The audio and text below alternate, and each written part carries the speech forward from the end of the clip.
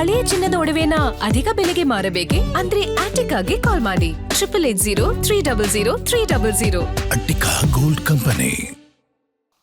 ಪಂಚೆ ಅನ್ನೋದು ಟ್ರೆಂಡಿಂಗ್ ಅಲ್ಲಿ ಇದೆ. ಹೌದು, ಸಂತೋಷ್ ಸ್ಟ್ರೈಟ್ ಫಾರ್ವರ್ಡ್ ಸಿನಿಮಾದಲ್ಲೂ ಪಂಚೆದು ಒಂದು ಡೈಲಾಗ್ ಬರುತ್ತೆ, ಆ ಸೀನ್ ಬರುತ್ತೆ ರಾಧಿಕಾ ಪಂಡಿತ್ ಹಾಗೂ ಯಶ್ ಅವ್ರದ್ದು.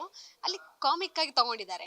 ಬಟ್ ಇಲ್ಲೂ ಕೂಡ ಆ ಒಂದು ಪಂಚೆ ಅವ್ರು ಯೂಸ್ ಮಾಡಿರುವಂಥದ್ದು ಜೊತೆಗೆ ಆ ಮಾಸ್ ಎಲಿಮೆಂಟ್ಸ್ ಬರುತ್ತಲ್ಲ, ಇದು ಬೇರೆ ರೀತಿನಲ್ಲಿ ಅವ್ರು ತಗೊಂಡು ಬಂದಿರುವಂಥದ್ದು. ಆಡಿಯನ್ಸ್ ಆಗಿ ನೀವು ಅವತ್ತು ನೋಡಿದ್ದಾದ್ರೆ ಹಿಂಗೂ ನಾವು ಮಾಡಬಹುದಾ?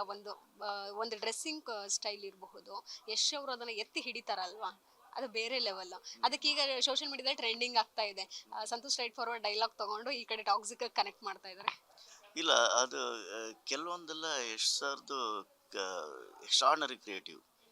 ನಿಮ್ಗೆ ಅದು ನೋಡಿ, ಅದನ್ನು ಆ್ಯಕ್ಚುಲಿ ಅದು ರಿಯಲಿ ಅಷ್ಟೊಂದು ವೈರಲ್ ಆಗೋಕ್ಕೆ ಕಾರಣನೇ ಆ ಒಂದು ಫ್ರೇಮಿಂಗ್ಸ್ ಸೀನು. ಬಟ್ ಅದೇನಂದರೆ ಆ ಕತೆಗೆ, ಆ ಸೀನ್ಗೆ ಆ ಒಂದು ಶಾಟ್ ಬೇಕಿತ್ತದು.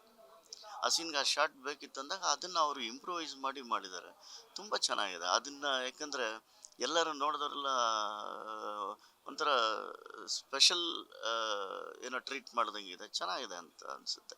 ನನಗೇನೋ ತುಂಬ ಖುಷಿ ಆಯಿತು. ನನಗೆ ನಿಮಗೆ ಎಲ್ಲ ಅನಿಸಿರುತ್ತೆ. ಯಾಕಂದರೆ ರಿಯಲಿ ಅದೊಂದು ಗ್ರೇಟ್ ಅಲ್ವಾ, ಅದೊಂದು ಆ ಥರ ಒಂದು ಇದನ್ನು ಬರೀ ಇದೊಂದು ಸೀನ್ಗೆ ಅಷ್ಟೇ ಅಲ್ಲ, ಅವರು ನೀವು ಇಡೀ ಸಿನಿಮಾದಲ್ಲಿ ನೀವು ಪ್ರತಿಯೊಂದು ಫ್ರೇಮ್ಗೂ ಪ್ರತಿಯೊಂದು ಇದಕ್ಕೂ ಈ ಥರ ಸ್ಪೆಷಲ್ಲಾಗಿ ಕ್ರಿಯೇಟ್ ಮಾಡಿದ್ದಾರೆ. ಆಮೇಲೆ ಈವನ್ ಡೈಲಾಗುಗಳಲ್ಲೂ ಅಷ್ಟೇ, ಎಲ್ಲ ಲ್ಯಾಂಗ್ವೇಜ್ ಡೈಲಾಗಲ್ಲೂ ಅವ್ರು ಇನ್ವಾಲ್ವ್ ಆಗಿದ್ದಾರೆ.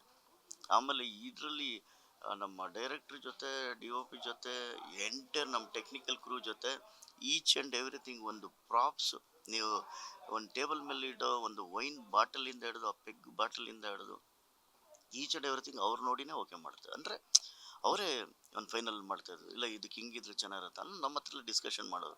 ಇದು ಓಕೆನಾ, ಇದು ಹೆಂಗೆ ಇದು ಅಂದರೆ ಓಕೆನಾ ಮೀನ್ಸ್ ಇದು ಈ ಥರದಕ್ಕಿಂತ ನಾವು ಇನ್ನೂ ಸ್ವಲ್ಪ ಅಪ್ಗ್ರೇಡ್ ಆಗ್ಬೋದಾ ಅಂತ ನಮ್ದು ಇನ್ನೂ ತುಂಬಾ ವರ್ಕ್ ಮಾಡಿಸಿದ್ದಾರೆ ಇದರಲ್ಲಿ. ಅದರಲ್ಲೆಲ್ಲ ಡೀಟೇಲಿಂಗ್ ವರ್ಕೆಲ್ಲ ಅವರು ತುಂಬಾ ಮೆಚ್ಯೂರ್ಡ್ ಮೈಂಡೆಡ್ ಅವರು.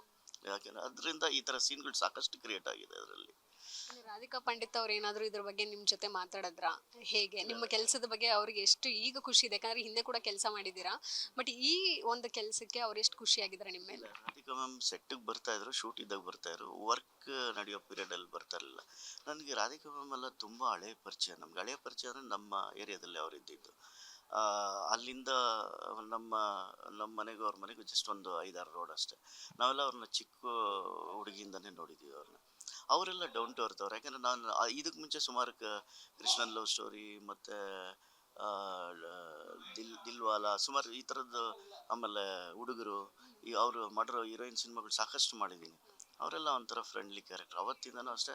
ಆಮೇಲೆ ಅವರಿಗೆ ಒಂದು ಸೇಮ್ ಯಶ್ ಸರ್ ಥರ ಅವರು ನಮ್ಮ ಕನ್ನಡ ಇಂಡಸ್ಟ್ರಿ, ಕನ್ನಡ ಅಂದರೆ ಒಂಥರ ಇದು, ಆ ಥರ ಎಲ್ಲ ಸುಮಾರು ಸಾಕಷ್ಟು ನೋಡಿದ್ದೀನಿ. ಯಾಕಂದರೆ ಅವ್ರನ್ನೆಲ್ಲ ಅವ್ರ ತಾಯಿ, ಅವ್ರ ತಂದೆಯವ್ರನ್ನೆಲ್ಲ ನಾವು ಚಿಕ್ಕ ಹುಡುಗರಿಂದ ನೋಡಿದ್ದೀವಿ, ನಮ್ಮ ಇದ್ರ ಹತ್ರನೇ ಇದ್ದಿದ್ದವರು. ಹಂಗಾಗಿ ಅವ್ರು ಈ ವರ್ಕ್ ನಡೆಯೋ ಟೈಮ್ನಲ್ಲಿ ರಾಧಿಕಾ ಮ್ಯಾಮ್ ಯಾವಾಗಲೂ ಬರ್ತಾ ಇರಲಿಲ್ಲ. ಅವ್ರು ಶೂಟಿಂಗ್ ಟೈಮ್ನಲ್ಲಿ ಬರೋರು. ನಮ್ಮದು ಅವ್ರದ್ದು ಮೀಟಿಂಗ್ ತುಂಬಾ ಕಮ್ಮಿ ಇರ್ತಾಯಿತ್ತು.